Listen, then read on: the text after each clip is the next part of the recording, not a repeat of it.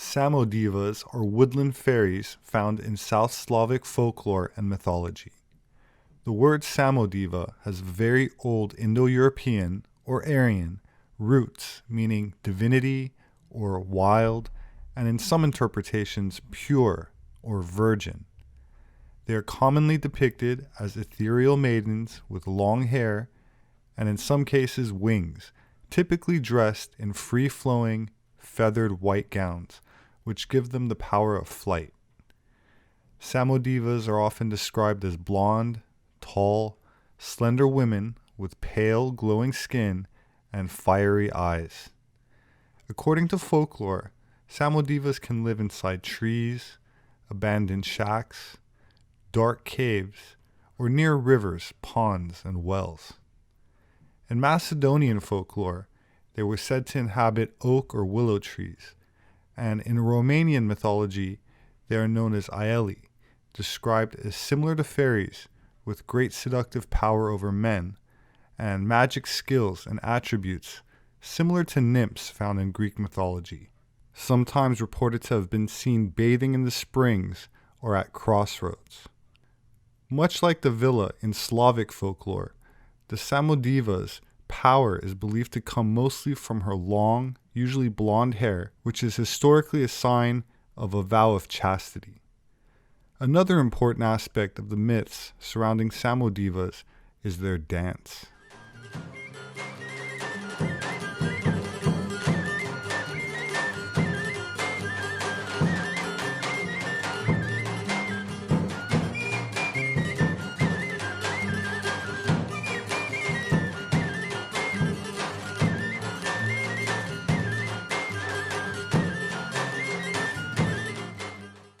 Beginning at midnight and finishing at dawn, their dance symbolized the raw energy of both nature and the supernatural world.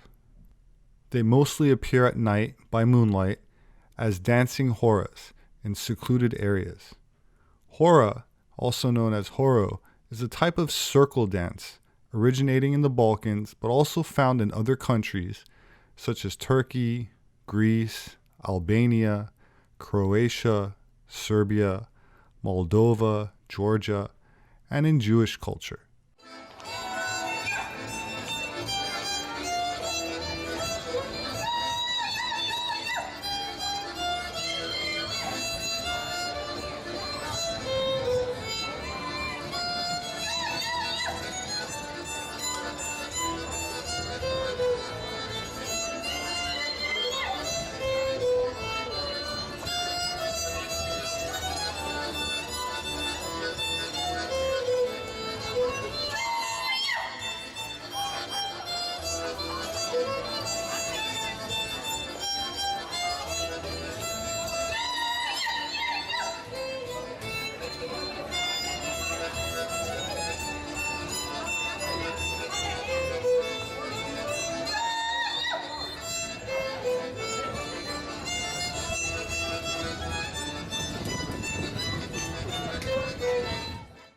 The course of the seasons are symbolically portrayed in the dance, and so we often see the attributes of spring flowers and circular movement, usually counterclockwise.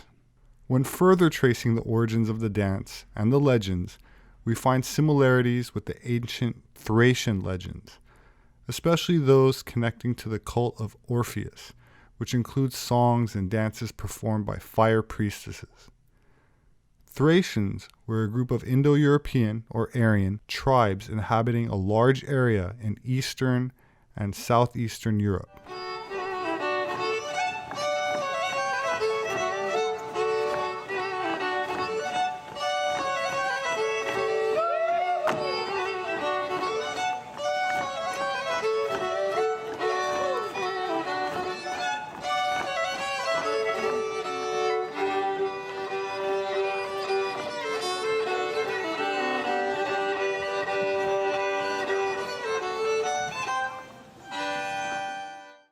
The first historical record of the Thracians is found in the Iliad, where they are described as allies of the Trojans and in the Trojan War against the ancient Greeks. In Greek mythology, Thrax, where we get Thrace, was regarded as one of the sons of the god Ares. According to Euripides, Thrax was one of the names of Ares himself, and was regarded as the patron of Thrace, where his golden shield was kept in a temple. The origins of the Thracians remain obscure, as there's a lack of written record, but it's generally accepted that they came about by a mixture of the indigenous people and Indo-European followers of Ares into Europe from the time of Proto-Indo-European or Aryan expansion in the early Bronze Age, around 1500 BC, a time of sudden, rapid climate change, and in many cases, cataclysms. During the Iron Age, about 1000 BC, the Dacians and Thracians began developing from a mixture of these Proto-Thracians, who were referred to as barbarians by the ancient Greeks and Romans, a term that actually means bearded men. Plato, in his Republic, groups them with the Scythians, calling them extravagant and high-spirited, and in his Laws, groups them with the Celts, ancient Persians, Iberians, and Carthaginians. Their language and cultural influence was highly reduced and altered due to repeated invasions into the Balkans, accompanied by Hellenization, Romanization, and Slavicization. However, the Thracians did not entirely disappear until about the 4th century, when the worship of their Thracian gods and cycles of nature was replaced by Christianity.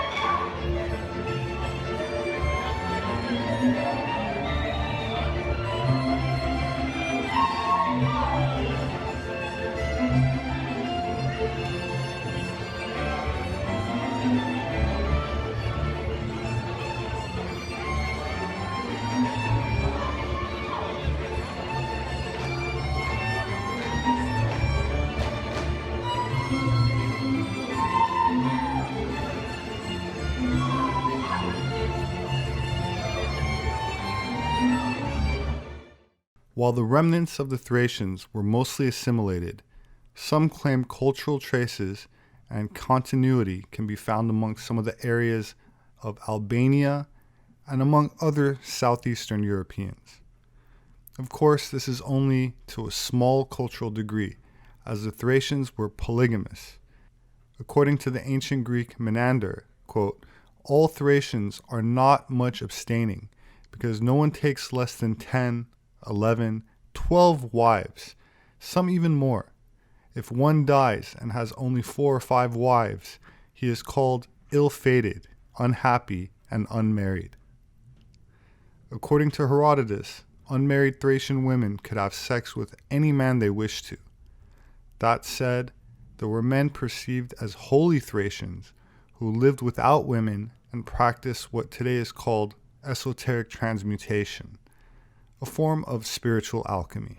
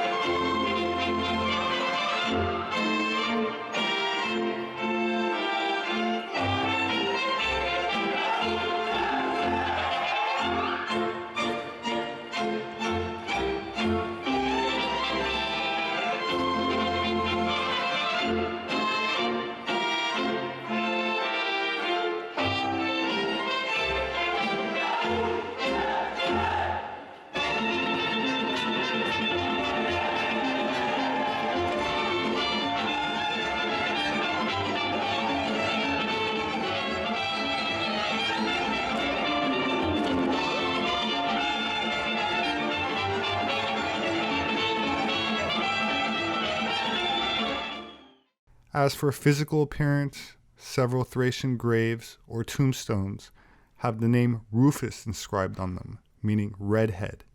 And ancient Greek writers also described the Thracians as blue-eyed and red-haired.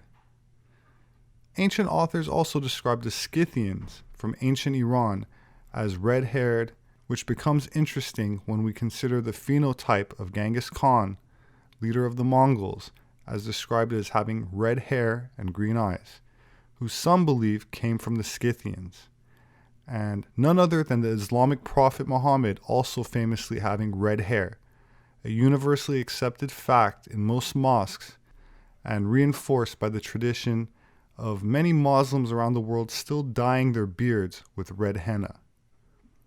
As I mentioned earlier, the Latin word for beard is barba, and the description of barbarus means and implies red beard. The Latin alphabet is derived from the Etruscan and Greek alphabets, and ultimately from the Phoenician alphabet. Phoenicia comes from the Greek word phoinos, meaning red, which incidentally is the color attributed to the tribe of Dan. This brings us back to the Somadiva, nymph of the Slavic folklore, where it has been said that the Somadiva were daughters of the Thracian goddess Bendis, who is often associated with the Greek goddess Artemis, protectress of nature.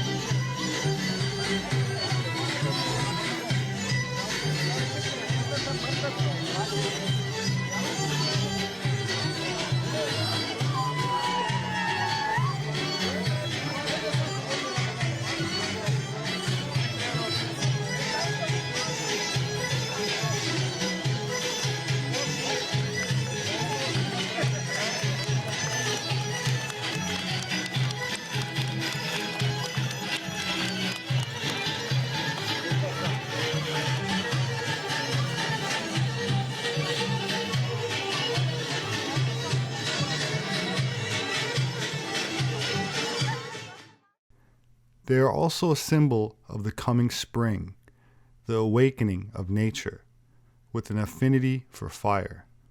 In astrology, the sun moves to the sign of Aries in late March, and the astrological year begins with spring, ruled by the planet Mars, whose color is red, also known as Aries, represented by the ram. The cyclical nature found in astrology is intimately tied to many ancient mystery schools, where rites were performed during certain parts of the year, which sometimes used dance, music, intoxicants, and other trance-inducing techniques to remove inhibitions and social constraints, liberating the individual to return to a natural state. Initiation and participation into the mysteries promised an increase in spiritual awareness, occult abilities, and certain acquired advantages in the afterlife.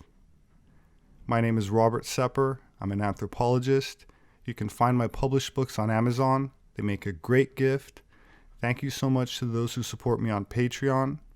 There should be a link below. Kindly share this video if you found it informative. Please hit the like button. Don't forget to subscribe, and click on the notification bell for updates. I very much look forward to reading your thoughts in the comments section. Have a wonderful weekend, and I hope to see you again soon.